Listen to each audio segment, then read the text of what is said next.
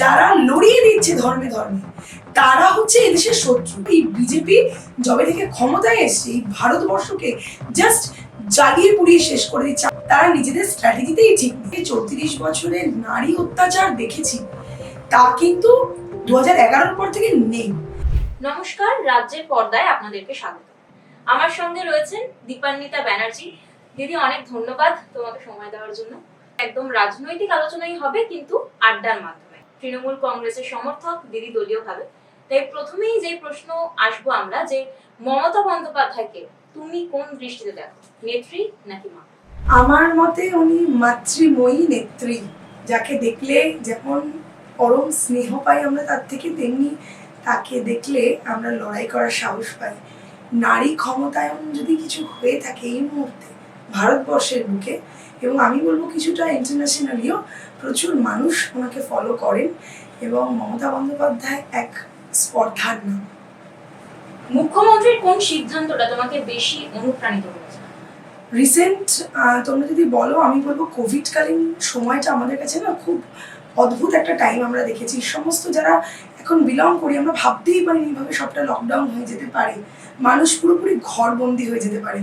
সেই সময় দাঁড়িয়ে মানে গোটা বিশ্বের কাছে নজিরবিহীন একটা ঘটনা উনি রাখেন। মা ক্যান্টিন, 5 টাকার বিনিময়ে খাবার, ভাত ডাল সবজি সম সকলের জন্য। একটা মানুষও পশ্চিমবঙ্গে না খেয়ে কিন্তু কোভিডের টাইমে ঘুমায়নি, এবং এটা আমরা বলছি না, কেন্দ্রের রিপোর্ট বলছে। তো সেখান থেকে দাঁড়িয়ে এত দূরদৃষ্টিতা সম্পন্ন একজন মানুষ, যেখানে গোটা বিশ্ব হাহাকার করেছে একটু খাদ্যের জন্য, একটু জলের জন্য, সেখানে দাঁড়িয়ে মাননীয় মুখ্যমন্ত্রী মমতা বন্দ্যোপাধ্যায় মহাশয়া মানে একেবারে আমরা অন্নপূর্ণা বললে বোধহয় কম বলা হবে। একটু অন্য প্রসঙ্গে আসবো, যে বিরোধীদের প্রসঙ্গে একটু আসা যাক। বিরোধীরা সবসময় বলে যে তৃণমূল মানেই দুর্নীতি, এই বিষয়টা কি করে জবাব দাও?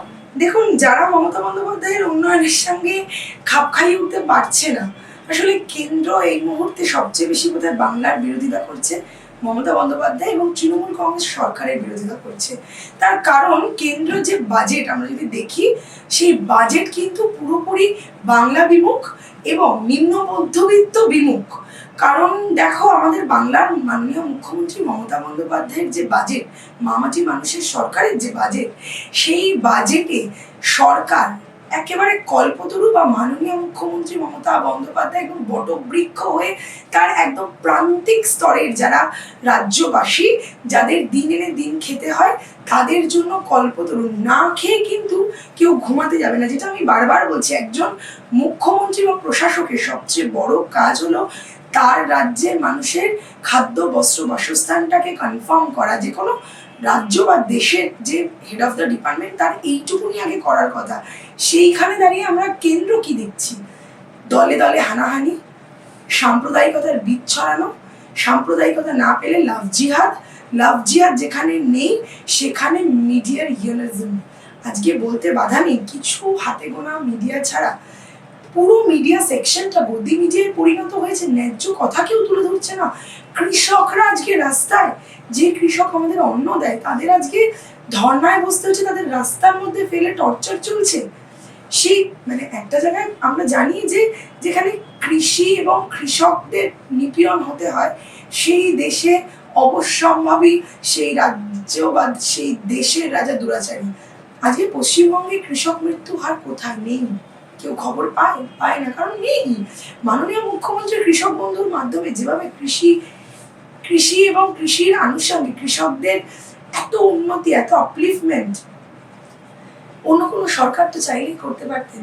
মাননীয় মুখ্যমন্ত্রী মমতা বন্দ্যোপাধ্যায় এক কাঁধারে তিনি জনদরদী মুখ্যমন্ত্রী, সফল প্রশাসক, এবং সর্বোপরি তিনি এই বাংলার মা। সামনেই 26 নির্বাচন, এবং তার আগে তৃণমূল থেকে বহিষ্কৃত নেতা হুমায়ুন কবির তিনি একটি নতুন দল খুললেন, এবং সেখানে গিয়ে তিনি বাবরি মসজিদের যে শিলান্যাস, তাকে কেন্দ্র করে প্রচুর সংখ্যালঘুদের সমর্থন তিনি পেলেন। অন্যদিকে নওশাদ সিদ্দিকীর আইএসএফ, কোথাও গিয়ে কি তৃণমূলের একটা সংখ্যালঘু ভোট কাটার সম্ভাবনা রয়েছে? কি বলবেন?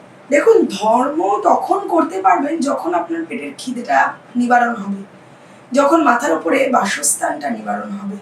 তো এই দুটোই কিন্তু মাননীয় মুখ্যমন্ত্রী মমতা বন্দ্যোপাধ্যায় বাংলার বাড়ি প্রকল্পের মাধ্যমে এবং সর্বোপরি আপনারা জানেন যে বিনামূল্যে রেশন মাননীয় মুখ্যমন্ত্রী প্রত্যেক ঘরে ঘরে পৌঁছে দিয়েছেন সেই কোভিডের আগে থেকে, এবং কোভিডের সময় সেটা আমরা মানে সর্ববৃহৎভাবে দেখতে পেয়েছি।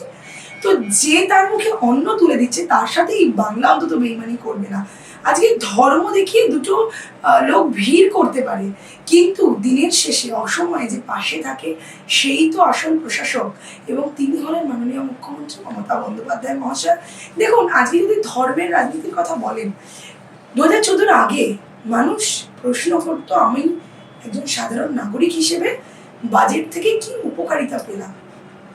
এখন মানুষ প্রশ্ন কোন দিকে করছে, তুমি হিন্দু না তুমি মুসলিম, তুমি শিখ না তুমি জৈন।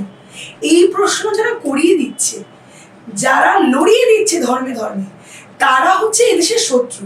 এবং এটা যারা করছে তাদের নাম বিজেপি। কোট আনকোট আমি নাম করে বলবো, এই বিজেপি যবে থেকে ক্ষমতায় এসছে এই ভারতবর্ষকে জাস্ট জ্বালিয়ে পুড়িয়ে শেষ করে দিচ্ছে। আমরা তো বলি বিজেপি হচ্ছে বাংলা জ্বালাও পার্টি, ভারতবর্ষ জ্বালাও পার্টি, কারণ এরা বিভাজন ছাড়া কিচ্ছু করবে না।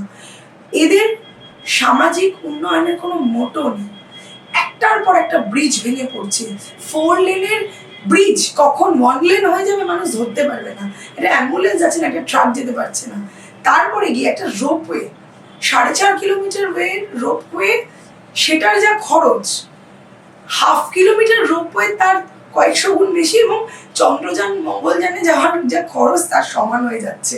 তো এত করাপ্ট একটা সরকার মোদিজি চালাচ্ছে, এবং মোদিজি নিজেও মানে ফেকুজি ওনার নাম, বর্তমানে এত মিথ্যে, এত মিথ্যাচারণ, সবকিছুর ওপর বেস করে ওদের দলটা বেস রয়েছে। মানে কল্পনাতীত। বাংলার মানুষকে তো নিপীড়ন করছে, গোটা ভারতবর্ষকে যেভাবে ধর্মে ধর্মে বিভেদ করে দিচ্ছে, আজকে ওদের বাংলার উপরে কেন এত রাগ?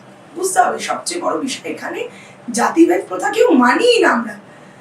আমার আব্দুল ভাইয়ের পাত থেকে আমি ঈদের সময় তার সিমইটা চেখে দেখি যে কেমন খেতে হয়েছে, ঠিক তেমনি দুর্গাপুজোর সময় যখন পাঁঠার মাংস হয় সেই ভাইটি আমাদের বাড়িতে বসে পাক পেরে বসে খাবার খায়। এটাই বাংলার ঐতিহ্য, এটাই বাংলার গরিমা। এই বাংলার ঐতিহ্য, গরিমা, সংস্কৃতি জানে না এই অবাঙালি, একেবারে গুজরাটি।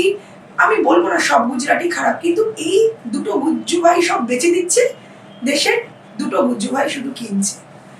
আম্বানি আদানির সরকারি বিজেপি, এক কথায় যারা মানুষের কথা ভাবে না, শুধু হিংসা দেশ ছড়াতে ব্যস্ত।